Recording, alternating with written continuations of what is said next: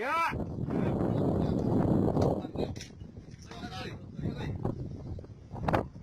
Di belakang narik. Oi.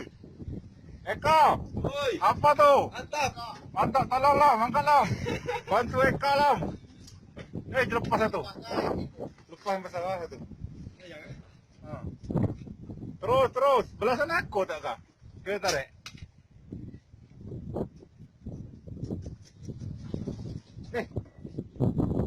Yang belakang. Acek. Tarik, Cek. Nah.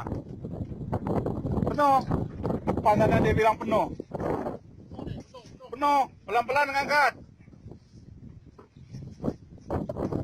Tuh kawan kita di depan dibilang penuh. Nih belakang pun cermin. Ikan cermin tuh udah nampak. Pelan-pelan.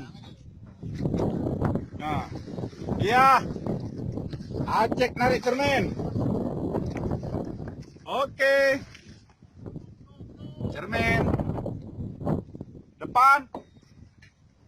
Ya, adik cermin. Iya. Tarik terus. Cepat. Depan masih ada lagi.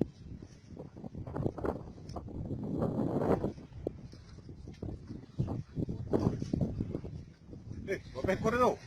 Banyak juga dapat. Taruh dia bawah bang. Ambil bawah lagi. Besar buat yang pakai deh. Lagi bawah lagi. Oi, memang mati dah. Mantap. Alat kecil kah, jangan paksa sangat.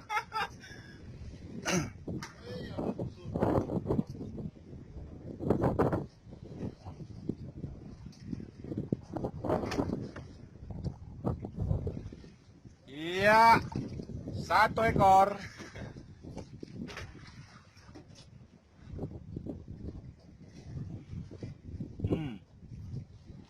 Dua ekor, 3 ekor, 4 ekor, 5 ekor, 6 ekor.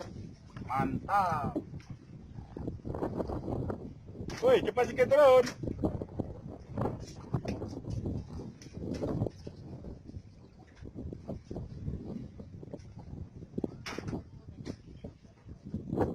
Iya, terkendala sebentar. Ada macet.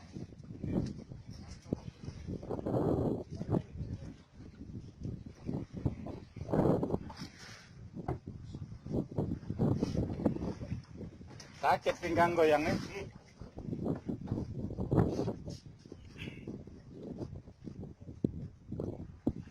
Acek dah 2 ekor cermin.